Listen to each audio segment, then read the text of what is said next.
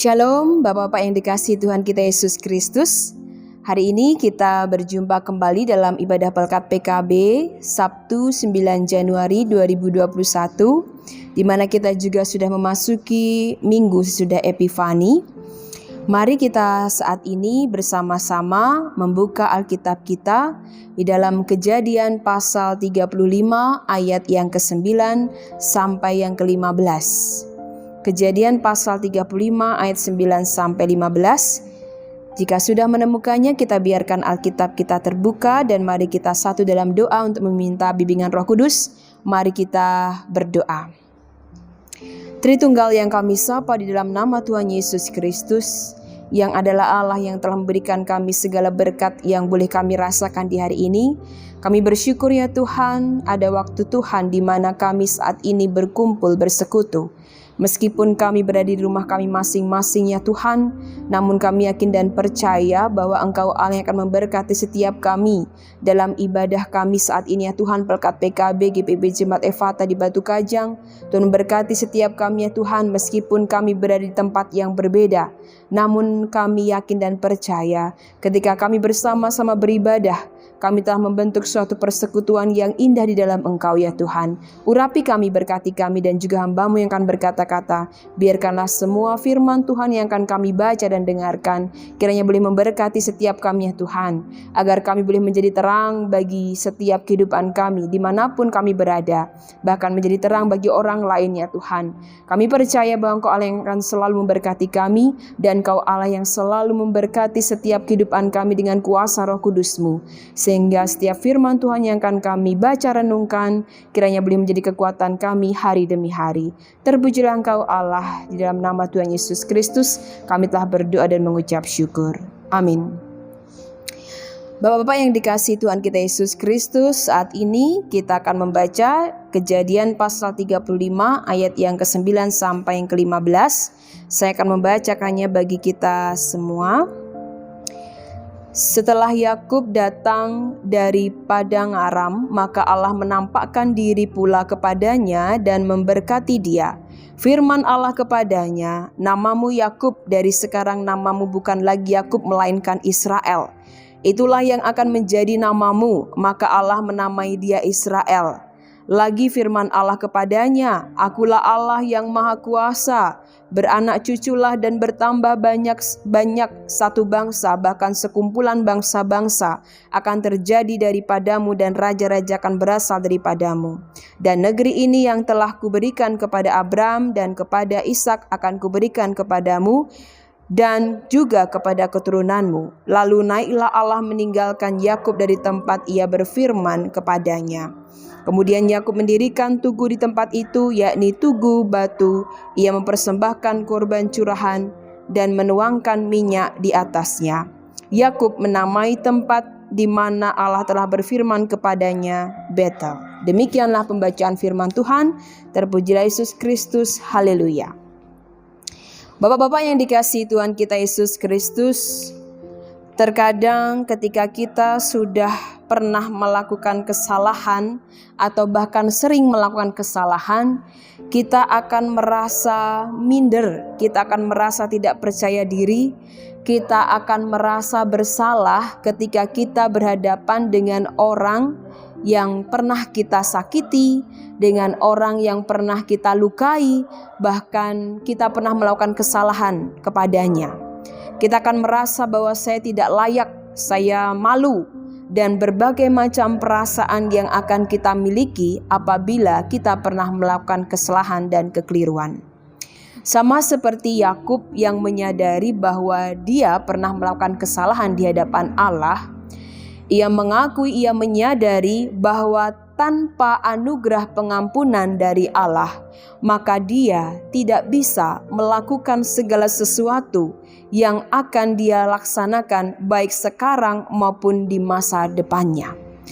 Yakub mengakui kesalahannya serta memohon belas kasihan Allah.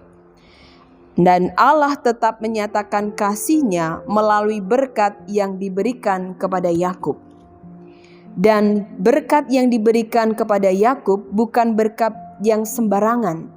Dikatakan darinya akan ada raja-raja yang akan memimpin bangsa Israel, di mana Allah mengatakan sesungguhnya berkat Allah tercurah dalam kehidupan Yakub dan masa depan Yakub beserta keturunannya.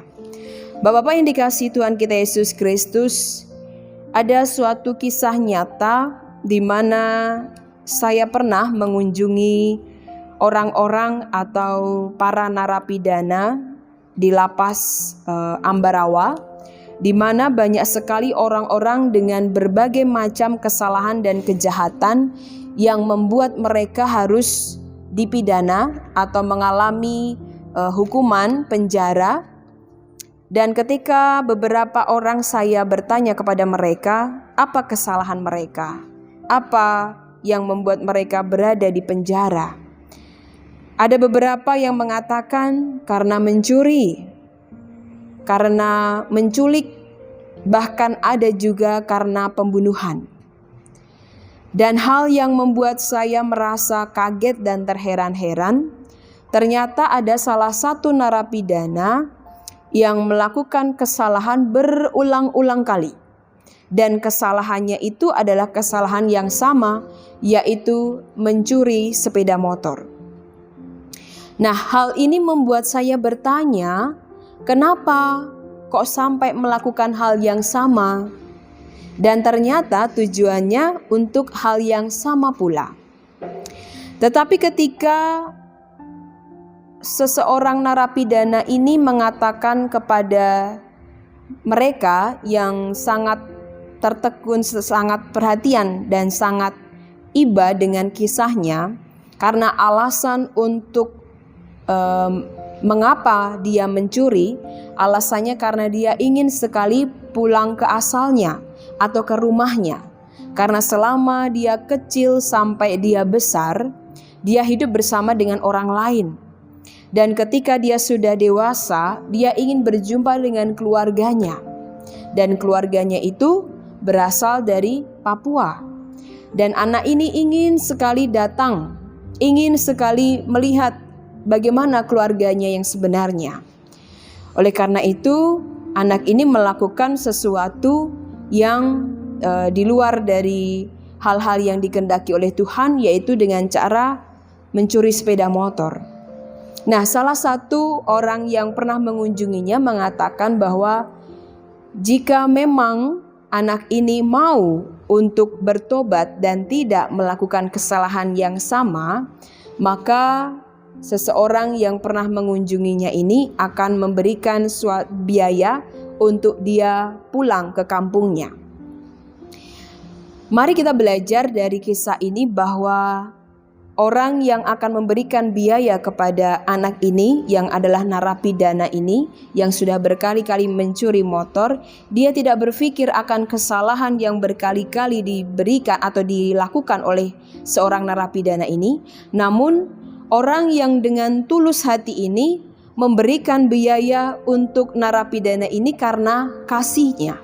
Karena begitu besar cintanya, kasihnya, perhatiannya yang dicurahkan dalam kehidupan yang nyata. Jadi ketika kita menghadapi orang-orang yang melakukan atau pernah melakukan kesalahan, mari kita berhenti untuk menghakiminya. Tetapi mari kita buka kesempatan baginya untuk memperoleh kehidupan yang lebih baik. Sama seperti yang dialami oleh Yakub.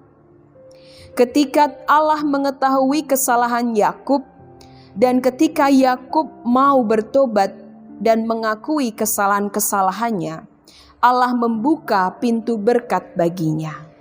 Dan itu juga tidak menutup kemungkinan bagi kita yang pernah melakukan kesalahan, dosa, bahkan kesalahan-kesalahan buat istri, anak-anak, atau siapapun yang pernah kita lukai atau sakiti.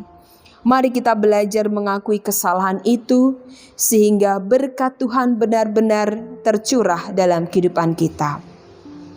Seorang yang tadinya memberikan biaya kepada narapidana itu benar-benar mengimani kasih Allah, dan ia tidak hanya mengatakan bahwa ia mengasihi sesamanya lewat kata-kata saja, namun dia melakukannya dengan sungguh-sungguh dan dalam kehidupan nyata. Begitulah seharusnya kita sebagai orang Kristen dan orang yang percaya kepada kasih Allah, maka jangan sampai kita mengatakan kita mengasihi orang yang pernah melakukan kesalahan dalam kehidupan kita, namun pada kenyataannya kita tidak benar-benar mengasihi orang tersebut. Mari kita belajar dari kisah Yakub ini, bagaimana Allah memproses Yakub yang tadinya orang yang sangat berdosa, orang yang sangat melakukan kesalahan di hadapan Tuhan, namun dirubah Tuhan dengan luar biasa. Yakub diberikan kesempatan, Yakub diberikan pengampunan, bahkan dia diberkati, tidak hanya dirinya tetapi keturunannya. Mari kita bersama-sama belajar dari kisah Yakub ini, bahwa Allah sanggup memberkati kita, siapapun kita, baik kita yang pernah melakukan dosa, baik kita yang pernah melakukan pelanggaran.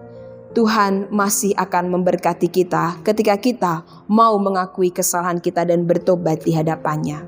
Kiranya kasih Kristus dan juga berkat Allah selalu ada dalam kehidupan kita, dan jangan pernah takut untuk melakukan pertobatan. Mari lakukan itu dan yakinlah ada berkat yang akan kita terima. Kiranya Allah akan memberkati bapak-bapak sekalian dan juga kita semua dalam kehidupan kita sekarang sampai selamanya. Tuhan Yesus memberkati kita. Amin.